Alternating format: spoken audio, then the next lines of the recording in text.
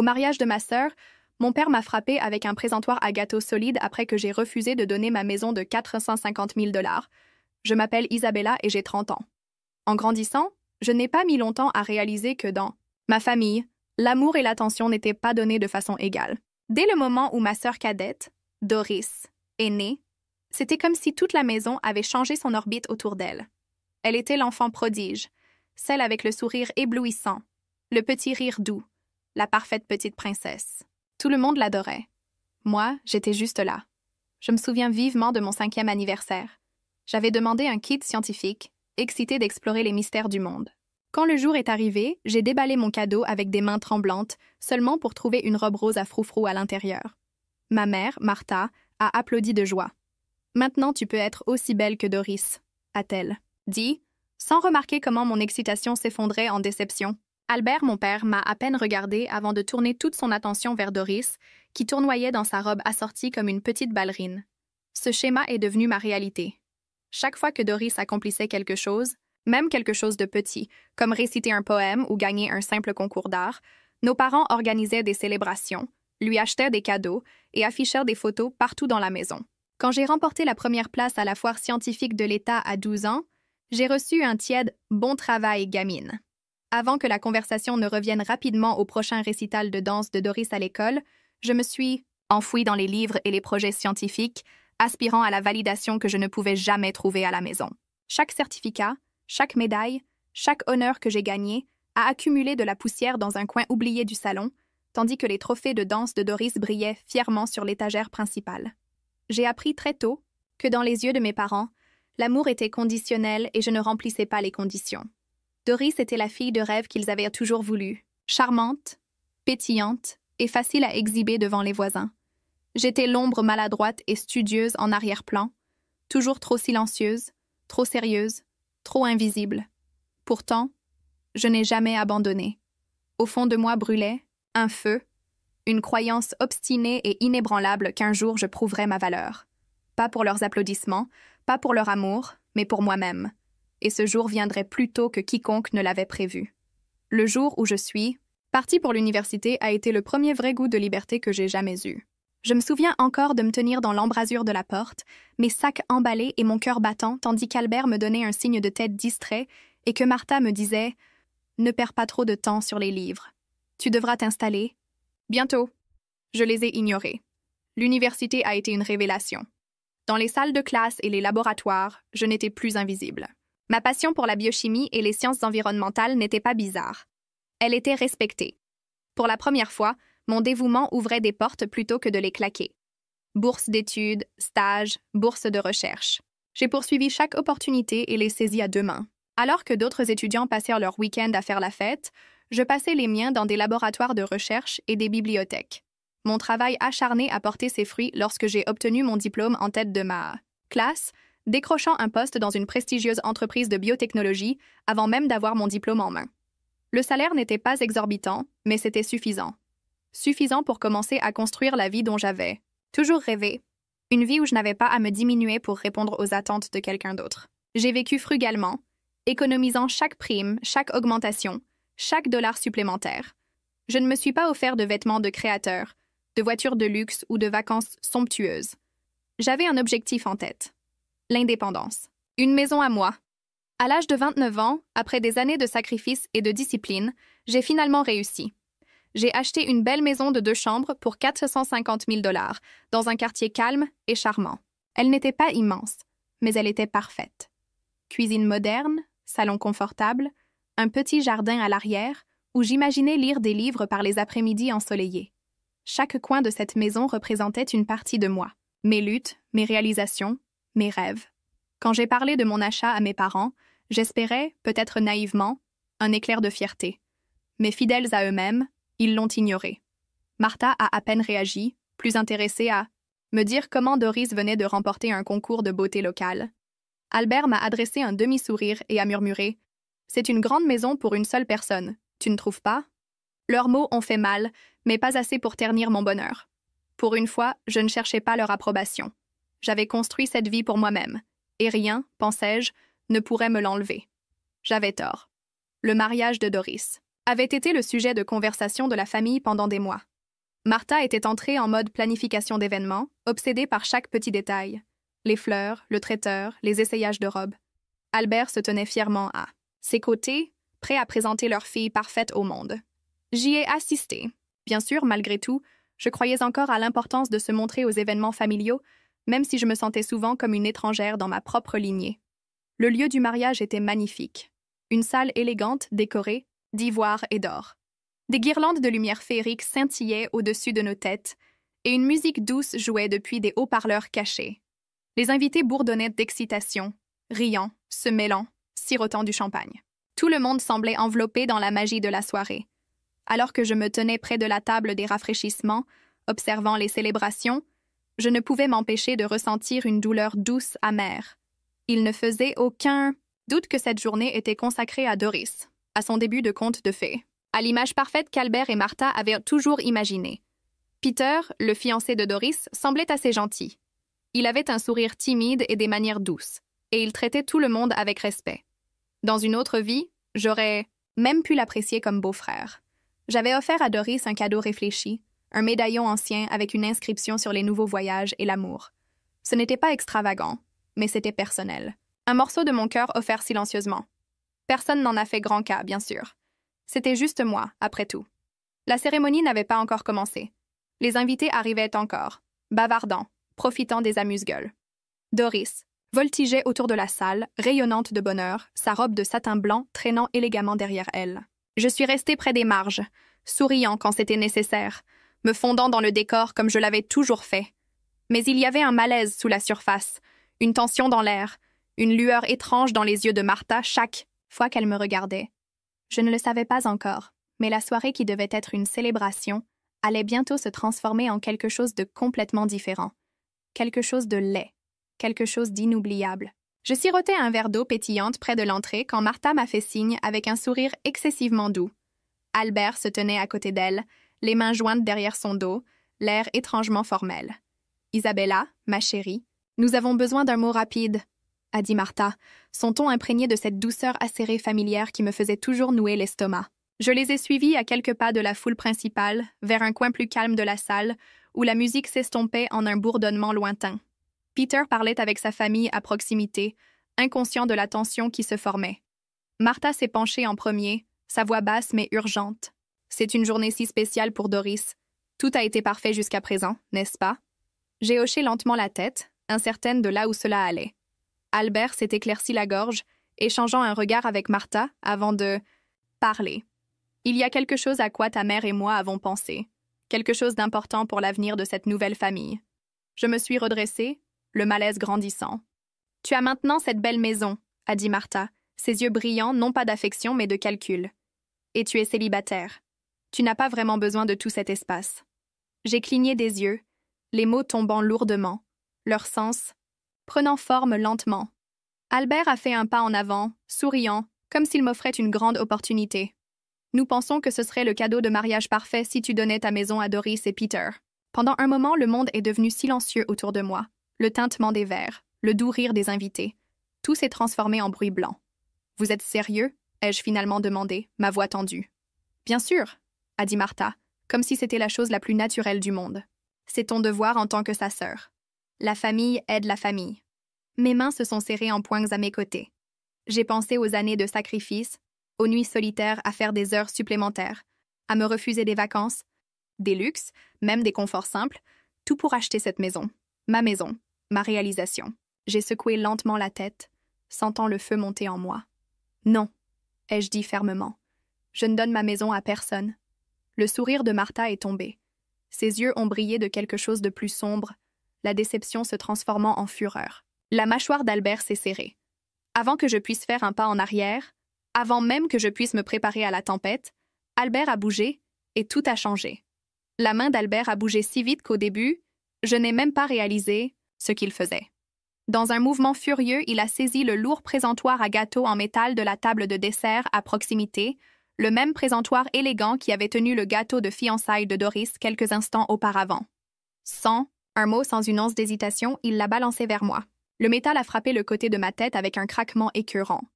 Un flash blanc et brûlant de douleur a explosé derrière mes yeux. J'ai trébuché en arrière, tenant ma tête, sentant du sang chaud couler entre mes doigts. Des hoquets ont ondulé à travers la pièce. Des assiettes se sont fracassées au sol. Quelqu'un a crié. Je pouvais à peine entendre quoi que ce soit au-dessus du rugissement dans mes oreilles, mais je pouvais voir l'horreur sur le visage des gens. Je pouvais voir Martha se précipiter vers moi, non pas avec inquiétude, mais avec un grognement sur les lèvres. Sale gamine égoïste et ingrate. Elle a craché, sa voix assez tranchante pour couper. Après tout ce que nous avons fait pour toi, tu oses nous humilier aujourd'hui de tous les jours. J'ai vacillé, ma vision se brouillant, luttant pour rester debout. Autour de moi, les invités ont sorti leur téléphone. Certains enregistraient, d'autres regardaient simplement, choqués. Et pourtant, Doris est restée figée dans sa robe blanche, sa bouche entr'ouverte dans une incrédulité silencieuse. Peter, de l'autre côté de la salle, se déplaçait déjà, se frayant un chemin à travers la foule vers moi. Avant qu'il puisse m'atteindre, une voix a retenti, forte, impérieuse. « J'appelle la police !» a crié un homme. Eric. Je l'ai vaguement reconnu des présentations précédentes. Il composait déjà, parlant rapidement dans son téléphone. Martha s'est à nouveau élancée vers moi, ses paroles pleines de venin, mais Peter s'est interposé entre nous juste à temps, me protégeant de son corps. « Reste loin d'elle !» a-t-il grondé, son ton habituellement doux remplacé par quelque chose d'acéré et de féroce. Le sang coulait le long de mon visage sur le sol blanc immaculé. Le mariage de conte de fées se transformait en cauchemar. En quelques minutes, le son des sirènes a tranché l'air. Des lumières rouges et bleues clignotaient contre les murs, de verre du lieu. Les ambulanciers sont entrés en premier, leurs mains douces alors qu'ils m'éloignaient du chaos, pressant une gaze contre ma tête. Derrière moi, j'ai entendu le clic des menottes. Albert Reynolds a annoncé sévèrement un officier. « Vous êtes en état d'arrestation pour agression et coups et blessures. » Un autre officier s'est tourné vers Martha, qui hurlait encore des blasphèmes. « Vous aussi, madame, » a-t-il dit, froidement, tirant ses mains derrière son dos. Le monde s'est à nouveau brouillé, alors que les ambulanciers me guidaient vers l'ambulance. Je n'étais pas sûre si c'était la blessure ou simplement le chagrin. Mais la seule chose que je savais, avec certitude, était ceci. Il n'y avait pas de retour en arrière. La scène à l'extérieur de la salle de mariage était un flou de lumière clignotante, de foule murmurant et de pas précipités. Alors que les ambulanciers m'installaient sur une civière, je pouvais entendre des bribes de conversation tourbillonner autour de moi. « Vous avez vu ça? Il l'a frappé avec un présentoir à gâteau. » J'ai tout enregistré. C'est tout sur vidéo. Incroyable. Au mariage de sa propre fille. Les ambulanciers ont travaillé rapidement, enveloppant ma tête, vérifiant mes signes vitaux et s'assurant que je restais consciente. Je pouvais voir Eric à proximité, parlant encore à un officier, lui montrant les images qu'il avait capturées sur son téléphone. Une autre invitée, une femme que je connaissais à peine, s'est avancée avec hésitation, tenant son téléphone. « J'ai Carr, aussi enregistré », a-t-elle dit. « Vous pouvez avoir ma copie. » En quelques minutes, plusieurs invités ont volontairement offert leurs vidéos, leur visage tendu de colère et de dégoût. Les officiers ont recueilli les preuves, prenant méthodiquement des déclarations, s'assurant que chaque pièce de l'histoire était documentée. Pendant ce temps, Martha et Albert étaient assis sur le trottoir, tous deux menottés, tous deux furieux. Martha continuait à lancer des insultes sous son souffle tandis qu'Albert fixait le sol, sa mâchoire dans un silence sinistre. Peter est resté à proximité, refusant de quitter mon côté. Ses mains se serraient et se desserraient à ses côtés, la tension irradiant de lui comme de la chaleur. « C'était censé être un mariage », a-t-il murmuré, plus à lui-même qu'à quiconque. Comment ont-ils pu transformer ça en ça?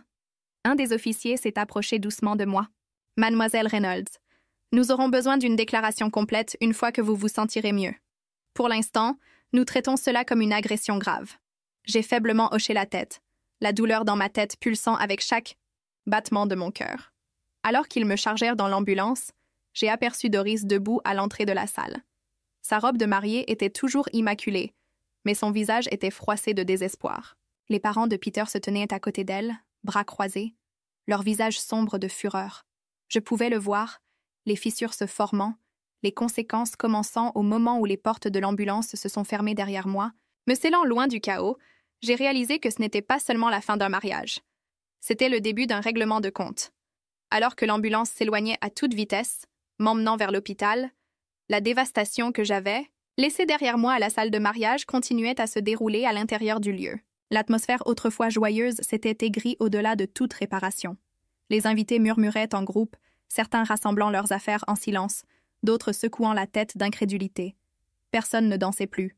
Personne ne célébrait. Les parents de Peter, Monsieur et Madame Lawrence, se tenaient devant Doris et le reste de sa famille, leur visage dur de déception et d'indignation. « C'est impardonnable !» a dit Monsieur Lawrence, sa voix résonnant à travers la salle silencieuse. « Nous ne lierons pas notre famille à une qui tolère la violence et la cruauté. » Madame Lawrence a hoché brusquement la tête, ses lèvres pressées, en une ligne mince et sinistre. « Nous vous faisions confiance, a-t-elle dit, sa voix tremblant de colère contenue. Nous avons accueilli ces fiançailles parce que nous croyions en l'amour de Peter pour vous. Mais après ce que nous avons vu, aujourd'hui, il n'y a pas de mariage. Ni maintenant, ni jamais. » Doris, toujours dans sa robe de mariée, a haleté. Des larmes ont jailli dans ses yeux. « S'il vous plaît, a-t-elle chuchoté, tendant la main. Mais Madame Lawrence a reculé comme si elle s'était brûlée. « Ce n'est pas seulement à propos d'aujourd'hui, a continué Monsieur Lawrence inébranlable. C'est à propos du genre de personnes dont vous vous entourez, du genre de famille dont vous venez. Nous n'exposerons pas notre fils à ce poison. » Sur ce, les parents de Peter se sont retournés et se sont éloignés, laissant Doris debout là, brisée et humiliée. Peter se tenait à l'écart, regardant tout se dérouler. Il n'a pas argumenté. Il n'a pas défendu Doris. Ses yeux, quand ils ont rencontré les siens, étaient remplis non pas d'amour, mais de déception et de regret. Lentement, les invités ont commencé à partir, murmurant des condoléances maladroites ou évitant complètement Doris. En quelques minutes, le mariage qui avait été planifié pendant des mois s'est dissous en cendres. Doris s'est effondrée dans une chaise à proximité, sa robe s'étalant autour d'elle comme une fleur fanée. Albert et Martha, maintenant sous garde policière, ne pouvaient rien faire pour intervenir, enchaînés par leurs propres actions. Le mariage a été officiellement, complètement, dévastement annulé, et tout remontait à une simple vérité. Leur cruauté avait finalement détruit l'image parfaite qu'ils avaient si soigneusement construite. La chambre d'hôpital était, petite mais calme, un contraste frappant avec le chaos que j'avais laissé derrière. Les lumières fluorescentes bourdonnaient doucement au-dessus, tandis que les infirmières s'affairaient efficacement à vérifier mes signes vitaux, à recoudre la plaie sur ma tête et à l'envelopper soigneusement. Je restais immobile, mon corps endolori, mon cœur plus lourd que jamais. Les médecins m'ont dit que j'avais une commotion cérébrale, mais pas de fracture. Un petit miracle, ont-ils dit, compte tenu de la force du coup. J'ai eu de la chance. Ça ne ressemblait pas à de la chance. Alors que je me reposais, entrant et sortant d'un sommeil léger, la porte a grincé en s'ouvrant. Peter est entré, son visage tendu d'inquiétude. Dans ses mains, il portait un petit bouquet de marguerites fraîches. Simple, authentique. « Salut », a-t-il dit doucement, s'approchant du lit. J'ai réussi un petit sourire. « Tu n'étais pas obligé de venir. »« Je voulais », a-t-il répondu fermement. « Je devais le faire. » Il a tiré une chaise et s'est assis à côté de moi, ses mains jointes, fermement. Pendant un long moment, aucun de nous n'a parlé. Le poids de tout flottait entre nous. « Je suis tellement désolée pour ce qu'ils t'ont fait », a finalement dit Peter, sa voix se brisant légèrement. « Tu ne méritais rien de tout ça. Rien. » Des larmes ont piqué les coins de mes yeux. Mais je les ai chassés en clignant des yeux. Je ne voulais plus pleurer. Pas pour eux. Peter a pris une profonde respiration. « Je connais un bon avocat. Son nom est Scott. C'est un ami proche à moi. Si tu es d'accord, je pense que tu devrais porter plainte. Pas seulement pour aujourd'hui, mais pour tout ce qu'ils t'ont fait subir toute ta vie. » Pendant un moment, j'ai hésité à intenter une action en justice contre mes propres parents. La pensée se tordait douloureusement en moi. Mais puis je me suis souvenu du visage furieux de Martha, du coup brutal d'Albert avec le présentoir à gâteau, des années à être traitée comme si je n'étais jamais assez, et quelque chose en moi s'est durci. « Je veux le faire, » ai-je dit, ma voix plus forte que je ne me sentais. « Je dois le faire. » Peter a souri faiblement, fier. « Bien. Tu mérites justice, Isabella. Tu mérites mieux. » Il a serré doucement ma main, offrant un soutien silencieux. Pour la première fois depuis longtemps, je ne me sentais pas seule. À la fin de cette semaine, une fois que les médecins m'ont autorisé à sortir, Peter est resté à mes côtés alors que je quittais l'hôpital. Ensemble, nous avons conduit directement au bureau de Scott, prêt à faire le premier pas vers la récupération de ma vie. Le bureau de Scott était chaleureux et accueillant, rempli d'étagères en bois foncé alignées avec des livres juridiques et des certificats encadrés.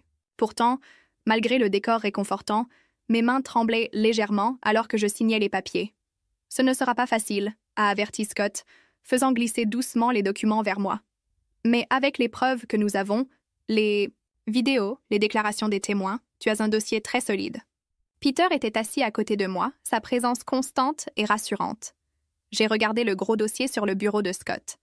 À l'intérieur se trouvaient des déclarations sous serment d'invité du mariage, des rapports médicaux détaillant la commotion cérébrale et la blessure à la tête, et plus important encore, plusieurs enregistrements vidéo clairs de l'agression, chaque moment brutal capturé dans une réalité froide et indéniable. « Je suis prête », ai-je dit, ma voix calme mais ferme. « Je veux faire cela. » Scott a hoché la tête avec approbation. « Nous portons plainte pour agression, abus émotionnels et tentative de coercition de propriété. Leur comportement passé renforcera ton dossier. Nous exigerons à la fois une responsabilité pénale et une compensation civile. » L'entendre exposer si formellement a fait se tordre mon estomac, mais cela a également alimenté quelque chose de profond en moi. La résolution. En quelques jours, l'affaire a progressé. Des dates de tribunal ont été fixées, des assignations ont été émises, des témoins ont été préparés. Lorsque le procès a commencé, la salle d'audience était comble. Des amis, de la famille élargie, même des journalistes sont apparus, attirés par le scandale d'une fille portant plainte contre ses propres parents. Albert et Martha étaient assis rigidement à la table des accusés, leurs visages pâles et tendus de rage. J'ai pris la barre et raconté mon histoire. La négligence de l'enfance, le favoritisme, les années d'abus émotionnels et enfin l'attaque violente pendant la cérémonie de mariage de Doris. Scott a présenté les vidéos au jury. Les images montraient tout. Albert saisissant le présentoir. Agatho en métal, le coup brutal, mon trébuchement et le sang qui a suivi, les insultes hurlées de Martha, les invités se précipitant pour appeler la police. Chaque seconde était indéniable. Les témoins ont confirmé ce que la vidéo montrait. Eric et plusieurs autres ont témoigné sans hésitation, décrivant non seulement l'attaque, mais aussi le favoritisme de toute une vie et la cruauté qu'ils avaient observée au fil des ans. L'avocat d'Albert a tenté de faire valoir qu'il s'agissait d'un moment d'égarement, que les tensions étaient élevées, que tout était un malentendu. Mais les preuves étaient trop fortes. La vérité était trop claire. Le jury n'a pas délibéré longtemps. La salle d'audience est tombée dans le silence lorsque le jury est revenu, leurs expressions graves et certaines. J'étais assise à la table du plaignant, mon cœur martelant dans ma poitrine. Peter s'est penché, sa main serrant légèrement la mienne. Un message silencieux. « Quoi qu'il arrive, tu n'es pas seul. » Le porte-parole s'est levé, s'éclaircissant la gorge. Nous, le jury, déclarons les accusés, Albert Reynolds et Martha Reynolds, coupables de tous les chefs d'accusation. Les mots ont résonné dans la salle d'audience, tranchant la tension épaisse comme une lame. Les épaules d'Albert se sont affaissées.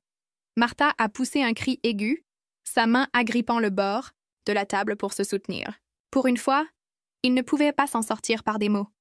Il ne pouvait pas tisser des mensonges, ne pouvait pas manipuler la sympathie. La justice se produisait ici même, maintenant. La juge Hamilton, une femme sévère avec des lunettes, pointue et une voix encore plus acérée, n'a pas perdu de temps pour prononcer la sentence.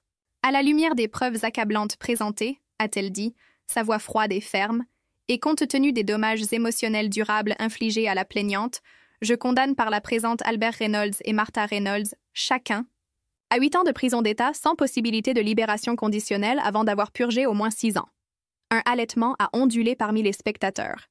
Et de plus, a poursuivi la juge, ils sont condamnés à payer intégralement les frais médicaux de la plaignante, les honoraires d'avocat et les dommages pour détresse émotionnelle. C'était plus que je n'avais jamais osé espérer. Albert et Martha ont été immédiatement menottés par les huissiers, leurs expressions un mélange tordu de choc et de fureur. Alors qu'ils étaient emmenés, Albert s'est brièvement retourné, ses yeux cherchant les miens pour toute trace de pardon. Il n'en a trouvé aucune. Je les ai regardés disparaître par les portes latérales de la salle d'audience, engloutis par le système judiciaire qu'ils avaient si arrogamment cru ne jamais les toucher. Lorsque le marteau s'est abattu, signalant la fin de l'audience, un énorme souffle que je n'avais pas réalisé retenir s'est échappé de ma poitrine. C'était fini les années de négligence, la cruauté, la trahison, tout avait mené à ce moment. Et pour la première fois de ma vie, je ne survivais pas seulement, j'étais libre. Le soleil brillant de l'après-midi a embrassé mon visage alors que je sortais du palais de justice, la brise fraîche apportant avec elle un sentiment de clôture que je n'avais jamais connu auparavant. Dans une main, je tenais les documents finaux, preuve que justice avait été rendue. Dans l'autre, je sentais la chaleur de la possibilité. Peter m'attendait juste à l'extérieur des lourdes portes en bois. Il se tenait droit. Soigneusement, vêtu d'un costume bleu marine, un sourire plein d'espoir tirant sur ses lèvres. Sans un mot, il s'est approché de moi et a doucement écarté une mèche de cheveux de mon visage. « Tu l'as fait !» a-t-il dit, la fierté brillant dans ses yeux. « Tu t'es défendu. Tu as changé ta vie. »« Je n'aurais pas pu le faire seul, » ai-je murmuré, ma gorge se serrant d'émotion. Peter a lentement secoué la tête. « Tu as toujours été forte, Isabella. Tu avais juste besoin que quelqu'un croie en toi comme je le fais. » Il a pris une profonde respiration, le monde semblant faire une pause autour de nous. Les invités et les journalistes s'agitaient en arrière-plan, mais à ce moment-là, il n'y avait que Peter et moi. De sa poche, il a sorti une petite boîte en velours. Mon souffle s'est arrêté. « Je sais que ce n'est pas exactement le timing du conte de fées, » a dit Peter, sa voix épaisse de sincérité. « Mais la vie n'est pas parfaite. Elle est réelle. Et je préférerais construire quelque chose de réel avec toi que de poursuivre n'importe quelle illusion. » Il a ouvert la boîte pour révéler une bague de fiançailles simple et délicate. Discrète, belle. Exactement le genre de choses que j'aurais choisi moi-même. Il s'est agenouillé là même sur les marches du palais de justice. « Isabella Reynolds, » a-t-il dit, « veux-tu m'épouser ?» Les larmes ont brouillé ma vision alors que 1000 émotions me traversaient. Joie, soulagement, espoir, amour. La douleur du passé n'a pas disparu, mais elle ne me contrôlait plus. Je l'avais survécue, je m'en étais relevée, et maintenant, on m'offrait un avenir que je n'avais jamais pensé pouvoir avoir. « Oui », ai-je murmuré. Puis plus fort, « oui ». Le petit groupe autour de nous a éclaté en acclamations et applaudissements. Peter a glissé la bague à mon doigt, et je l'ai tirée, dans une étreinte serrée, riant à travers mes larmes. Quelques mois plus tard, nous avons organisé un mariage simple mais magnifique, entouré de personnes qui tenaient vraiment à nous. Pas de grands spectacles, pas d'attentes toxiques. Juste de l'amour, de l'honnêteté et de l'espoir. Après le mariage, Peter et moi avons emménagé dans ma maison. Notre maison. La même maison de 450 000 $ que j'avais tant lutté pour protéger. Chaque mur, chaque pièce, chaque coin de cette maison représentait un témoignage de résilience, de courage et de nouveau départ. Et pour la première fois de ma vie, je ne vivais pas simplement. J'étais vraiment, profondément, joyeusement vivante. Merci beaucoup d'avoir regardé l'histoire complète. Si vous l'avez appréciée et souhaitez entendre plus de parcours puissants et émotionnels, assurez-vous de liker la vidéo. Laissez un commentaire pour partager vos pensées et abonnez-vous à la chaîne pour plus d'histoires incroyables chaque semaine. Votre soutien signifie beaucoup et nous aide à vous apporter encore plus de contenu inspirant. À bientôt dans la prochaine histoire.